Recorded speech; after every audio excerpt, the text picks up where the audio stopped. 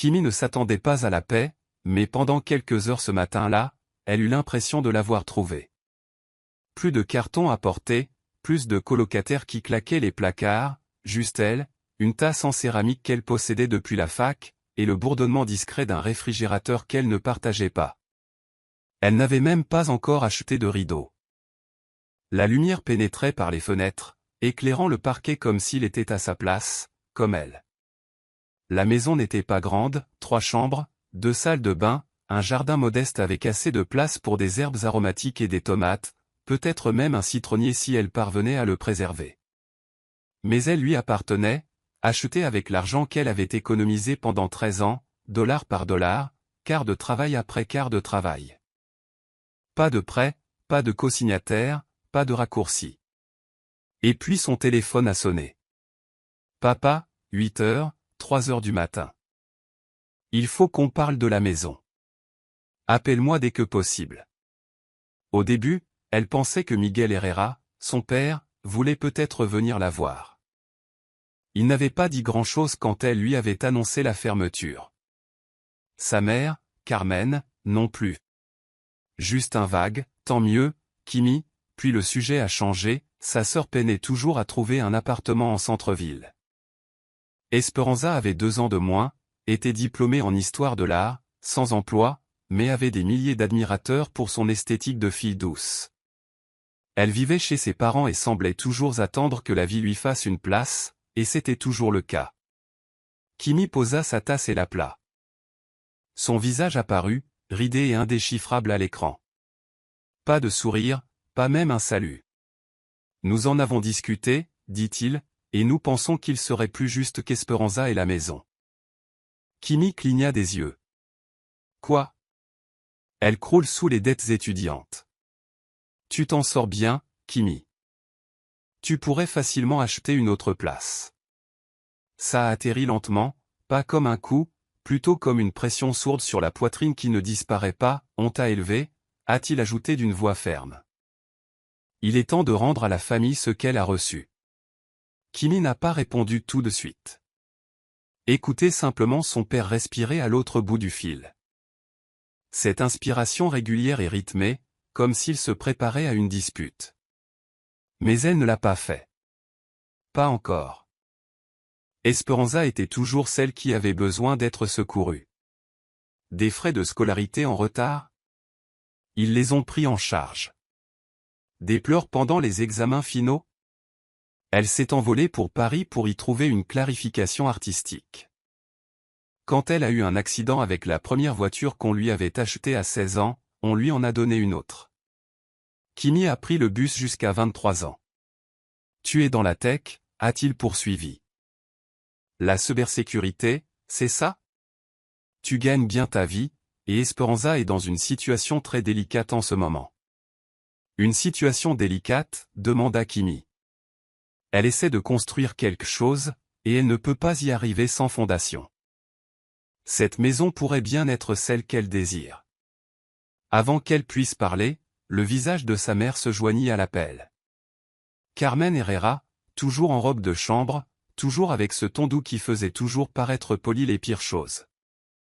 Kimi, dit-elle doucement, on t'a donné tout ce qu'on pouvait, et maintenant on te demande juste de faire pareil pour ta sœur. Tu ne m'as pas donné cette maison, dit Kimi. Non, admit-elle, mais on t'a élevé. Nous vous avons soutenu. Vous ne seriez pas là où vous êtes sans nous. Les mots étaient fluides, répétés. Il n'y avait aucune chaleur, aucune cruauté, mais elle avait quand même l'impression qu'on lui vidait la poitrine à la cuillère. Esperanza, encore.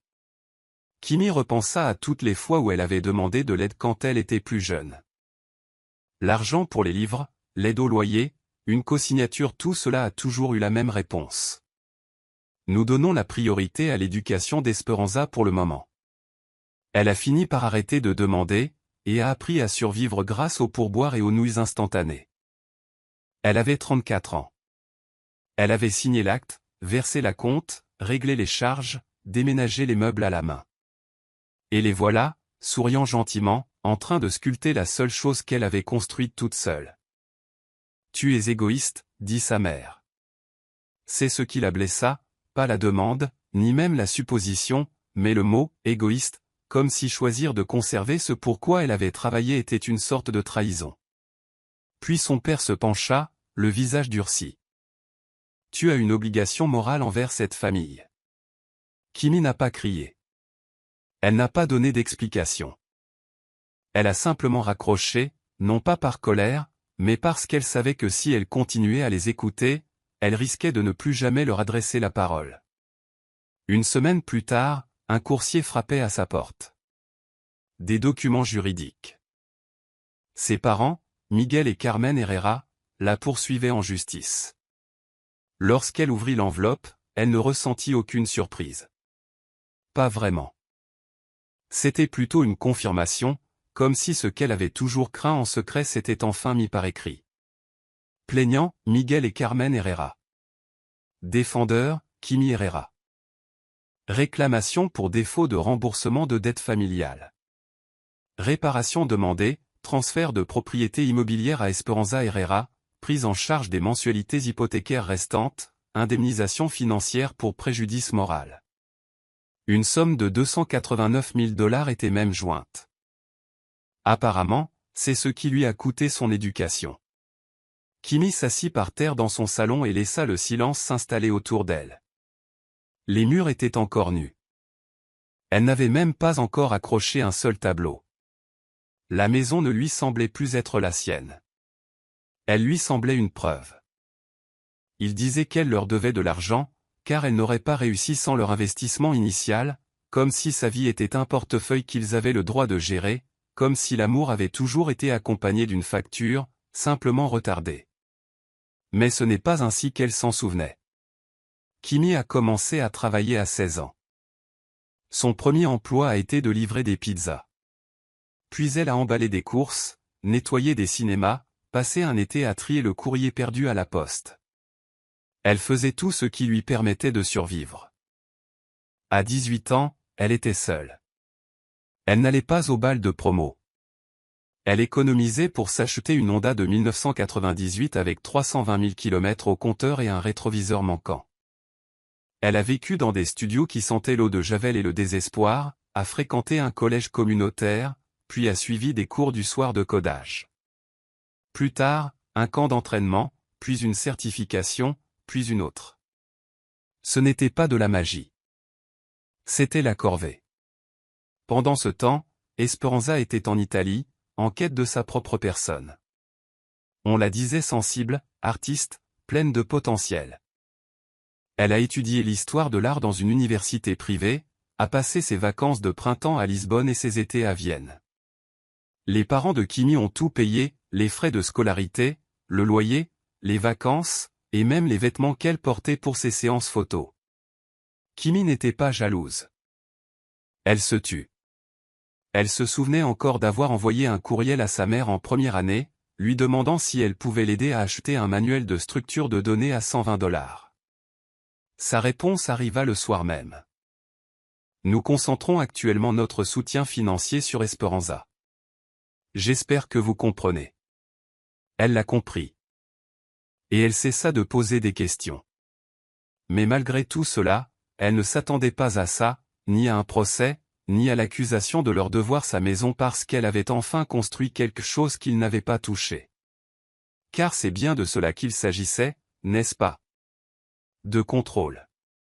Elle ne leur appartenait plus et cela les terrifiait. Le lendemain de son arrivée, Esperanza a publié une story sur Instagram.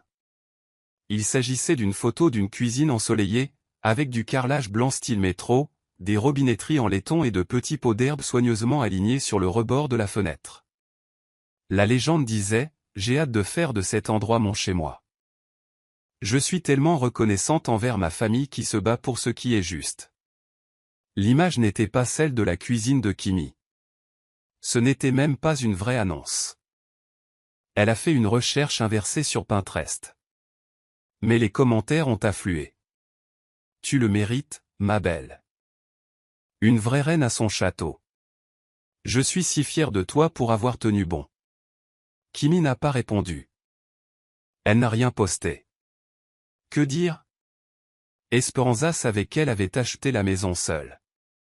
Elle savait que la compte, 1 770 000 $, provenait entièrement des économies de Kimi. Elle savait que Kimi dormait 4 heures par nuit depuis des années pour que cela soit possible. Mais Esperanza ne considérait pas la maison de Kimi comme la sienne. Elle la considérait comme la sienne, ou plus précisément, elle percevait le succès de Kimi comme une menace, car, pour une fois, il ne lui avait pas été donné. Ce n'est pas qu'Esperanza était cruelle. Elle pouvait être charmante, voire attentionnée. Elle envoyait parfois des cartes à Kimi, l'appelait quand elle avait besoin de conseils sur ses petits amis, ses propriétaires ou ses mauvais professeurs. Mais elle vivait dans une autre histoire. Dans cette version, elle était l'inconnue, l'artiste fragile, la fille sage qui n'avait simplement pas de chance. Et les parents de Kimi ont nourri cette histoire comme un évangile. Elle a eu des moments difficiles, a dit sa mère un jour, quand Esperanza est rentrée plus tôt de Barcelone parce que l'appartement était mal chauffé. Des moments difficiles.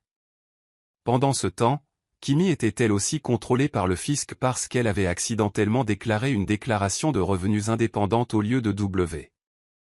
Elle a géré la situation discrètement. Plus Kimi devenait compétente, plus elle devenait invisible. Voilà ce que fait le favoritisme lorsqu'il est déguisé en équité. Il ne crie pas et ne gifle pas. Il apaise simplement les esprits d'un enfant tandis que l'autre apprend à disparaître. Et lorsque le plus silencieux refuse enfin, cela ressemble à une rébellion. Sa tante Dolores, la sœur de sa mère, l'appela cette semaine-là. Elle ne s'était pas parlé depuis des années. Elle était contrariée que Kimi ne l'ait pas invitée à sa remise de diplôme au collège communautaire, lui trouvant un manque de respect et lui disant que le succès lui montait à la tête. Kimi ne lui a pas dit qu'elle n'avait invité personne. Elle n'a même pas marché. C'était un diplôme d'associé. Elle travaillait en double ce jour-là. 2 soirs plus tard, elle a découvert que tante Dolores finançait le procès de ses parents non pas parce qu'elle estimait qu'Esperanza méritait la maison, mais parce qu'elle estimait que Kimi avait besoin d'être humilié. La première audience était prévue 2 mois après la réception des papiers. Kimi arriva tôt, sans avocat. Juste le tailleur bleu marine qu'elle portait pour les entretiens et un dossier rempli de tous les documents qu'elle avait passé des semaines à préparer, relevés bancaires, fiches de paie, contrats de prêt immobilier, déclaration de clôture, et même l'email contenant la compte. Quand ses parents entrèrent, elle les reconnut à peine. Ils n'étaient pas seuls. Esperanza était avec eux, accrochée au bras de leur mère comme si elle était partie au combat. Et puis, derrière eux, tante Dolores, les cheveux bouclés, le regard perçant. Ils portaient tous le même t-shirt blanc, avec des lettres noires en gras sur la poitrine. La famille avant tout. Kimi ne réagit pas, se contenta de tourner la tête et d'attendre. L'huissier appela le numéro de l'affaire. Ils se levèrent. La salle d'audience était silencieuse, fluorescente, froide. Il n'y avait pas grand monde à l'intérieur, juste le juge, le greffier, le sténographe judiciaire et une poignée d'inconnus assis comme des fantômes sur les bancs derrière eux. Lorsque le juge a demandé aux plaignants s'ils souhaitaient présenter leur plainte, leur avocat, un homme qui semblait trop fatigué pour croire à ce qu'il faisait, s'est levé et a lu une déclaration préparée. Les Herrera soutiennent que leur fille Kimi ne serait pas dans sa situation financière actuelle sans leur investissement émotionnel, physique et financier tout au long de son éducation. Conscients de cela, et compte tenu des difficultés financières actuelles d'Esperanza Herrera, ils estiment que la solution juste et morale serait que Kimi transfère la maison qu'elle a récemment achetée à Esperanza, tout en continuant à rembourser l'hypothèque pendant une période transitoire de 2 ans. Le juge regarda Kimi. « Avez-vous une réponse, Madame Herrera ?» Elle se leva lentement. Sa voix était ferme. « Votre honneur, je suis l'unique créancier hypothécaire de cette propriété. J'ai payé chaque dollar moi-même. Il n'y a ni co-signataire, ni nom secondaire sur l'acte. Il n'y a aucun prêt de mes parents, aucun compte partagé, aucun accord écrit, aucune obligation légale. » Elle a remis au juge une copie reliée de son dossier. Il y eut un long silence, puis le cirque commença. Esperanza s'avança, les larmes aux yeux, et tenta de la serrer dans ses bras. « Je te pardonne, murmura-t-elle, assez fort pour que tout le monde l'entende. Je te pardonne d'avoir insisté si loin. Kimi recula. Esperanza trébucha un peu. Sa mère haleta comme si elle l'avait frappé. Depuis le fond, tante Dolores murmura juste assez fort, petite créature honteuse. La juge frappa du marteau. À l'ordre, s'il vous plaît. Leur avocat reprit, sortant cette fois des albums photos de l'enfance de Kimi, des vacances dont elle se souvenait à peine. Il brandit un ticket de caisse Happy Meal de $12,99 datant de 2003, preuve de leur investissement. Ils ont soumis une capture d'écran d'un message que Kimi avait envoyé un jour, « Je vous aime tous », comme preuve de connexion émotionnelle. Esperanza a présenté un projet, une retraite d'artiste. Elle souhaitait transformer la maison en un espace de ressourcement pour les créatifs comme elle. Le juge a demandé, « Avez-vous gagné un revenu grâce à ce travail ?» Esperanza a hésité, puis a souri. « Je suis une créatrice numérique. Je construis ma marque. Ces choses prennent du temps. Et quel est votre revenu actuel ?» Le juge insista. Esperanza regarda sa mère. Sa mère a répondu à sa place. Elle est en pleine transition. Puis est arrivé le moment que Kimi n'avait pas prévu. Le juge se tourna vers elle. « Mademoiselle Herrera, avez-vous autre chose à lui soumettre ?» Elle hocha la tête. Elle lui tendit un petit dossier. À l'intérieur se trouvaient des courriels de ses années d'université. Elle demandait de l'aide pour les frais de scolarité, les livres, les courses. La réponse était toujours la même. Nous concentrons actuellement notre soutien sur Esperanza. La juge a lu en silence. Et lorsqu'elle a levé les yeux, elle n'a pas dit un mot. Elle se laissa simplement aller en arrière sur sa chaise, les yeux scrutant la pièce, comme si elle comprenait enfin de quoi il s'agissait. 5 jours plus tard, le juge rendait sa décision. L'affaire était classée. Aucun fondement juridique. Juste comme ça. Pas de drame. Pas de mise en scène. Juste une ligne discrète sur un papier officiel qui leur disait ce que Kimi savait depuis le début. On ne peut pas revoir son enfant parce qu'on s'en est allé. Mais le silence ne dura pas. Le lendemain de son licenciement, Kimi rentra du travail et regarda les images de ses caméras de surveillance, installées après sa première convocation, plus par instinct que par peur. Elle était là, Esperanza, debout près de sa voiture dans l'allée, regardant autour d'elle comme si elle attendait quelqu'un. Elle ne fit rien, resta là, nerveuse, immobile, puis s'éloigna. 10 minutes plus tard, tante Dolores apparut. Elle se déplaça plus lentement, plus délibérément. Elle portait une bombe de peinture, mais lorsque le détecteur de mouvement de Kimi s'est allumé, elle s'est arrêtée, a levé les yeux, puis s'est retournée et est partie. Kimi a porté plainte à la police ce soir-là. Le lendemain matin, Esperanza a lancé une cagnotte GoFundMe et m'a aidé à reconstruire mon avenir après le vol de ma maison par ma sœur. Elle a utilisé la même photo de cuisine Pinterest qu'auparavant, accusant Kimi d'avoir manipulé le système judiciaire et d'avoir bafoué les valeurs familiales. Sa mère a commencé à publier des messages sur des groupes Facebook locaux, qualifiant Kimi d'ingrate et l'accusant d'avoir déchiré la famille. Puis est arrivé le message suivant, en raison des récents événements, Kimi ne sera pas la bienvenue à Thanksgiving tant qu'elle n'aura pas rectifié la situation. Kimi n'a pas répondu. Elle a commandé un plat chinois à emporter et regardé un documentaire sur les naufrages. Quelques jours plus tard, la discussion de groupe a commencé à s'embrouiller. C'est sa cousine Rachel qui l'a dit la première. Tu as payé les $200 000 d'études d'Esperanza pendant que Kimi travaillait de nuit pour payer ses études supérieures. Maintenant, tu veux aussi la maison de Kimi.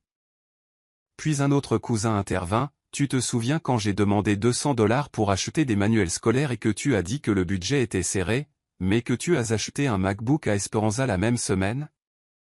La conversation explosa. Des gens réservés, restés neutres pendant des années, se souvinrent soudain de ce qu'on leur avait volé. Même grand-père Ricardo, le père de son père, prit la parole. Toi aussi, tu es une honte. Elle a réussi malgré toi, pas grâce à toi. Kimi a lu son message 2 fois. Cette sentence a été plus dure que tout ce que le tribunal avait prononcé, car c'était la première fois qu'un membre de cette famille la prononçait à voix haute. 6 mois se sont écoulés depuis la décision. Kimi n'a plus parlé à ses parents depuis. Elle s'envoie encore des textos de temps en temps. Sa mère envoie des messages du genre « On a des difficultés financières. Quand rentres-tu ? Ta sœur n'arrive pas à trouver un logement stable. » Elle souffre, Kimi. Son père lui a envoyé un email, bref et froid. « Quand nous pardonneras-tu ? La famille doit rester unie. » Kimi ne répondit pas. Elle ne les bloqua pas non plus. Elle laissa les mots arriver sans aboutir. Esperanza travaille désormais à temps partiel dans un Starbucks local. Elle publie des stories Instagram où elle se plaint de l'impolitesse des clients et de la toxicité de la dynamique familiale. Sa campagne GoFundMe a été fermée pour non-respect des règles de la plateforme. L'employeur de sa tante lui a adressé un avertissement officiel après qu'elle a utilisé son adresse email professionnelle pour harceler Kimi. La maison est toujours calme, mais maintenant, on s'y sent mieux. En sécurité. Un berger allemand croisé dort aux pieds de Kimi, tandis qu'elle réfléchit à tout ça. Elle s'appelle Luna, et Kimi l'a adoptée au refuge il y a 2 mois. Elle a une oreille tombante et une cicatrice près de la patte, comme si elle avait vécu quelque chose elle aussi. Ils s'entendent très bien. Grand-père Ricardo a commencé à venir le dimanche. Il s'est avéré qu'il essayait depuis des années, a-t-il dit. Les parents de Kimi avaient toujours une bonne raison de le tenir éloigné. Trop occupé, trop fatigué, pas le bon moment. Kimi ne demandait pas pourquoi. Il ne s'est pas expliqué. Maintenant, il arrive chaque semaine avec un sac en papier rempli de provisions et un nouvel outil pour son garage. Il mange des plats simples. Il parle de météo, de réparation de charnières, de choses qui ne nécessitent pas de performance.